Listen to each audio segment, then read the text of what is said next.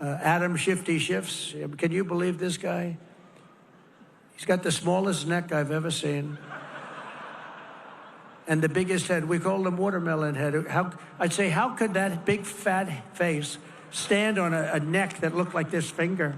How can it? It was the weirdest thing. It's a mystery. Nobody can understand it. But he's one of the most dishonest human beings I've ever seen. And, you know, how we can allow people like that to run an office is a shame, but we did. He was in charge of the witch hunt, you know. He was in charge of the fake witch hunt with Russia. It was a made-up story. Adam Schiff goes out and makes a statement about a hoax that he made up, that he knows is false. How bad a human being do you have to be? They put my son and my family through that kind of trauma. These are bad people. These are sick degenerates.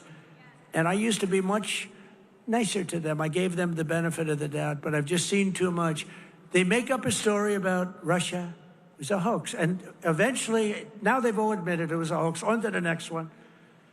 It's Russia. But they know it's a hoax.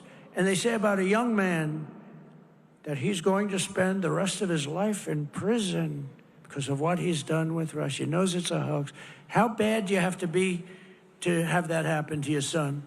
And, you know, it has a bad effect on a family, a bad effect. You know, you okay, Don? I am, Dad, but I don't understand. They keep tying me to Russia. I don't know anything about Russia. He didn't know a damn thing about Russia. It's a disgraceful situation. That's why we got to kick their asses in the midterms, and we got to kick their asses again in 4 years.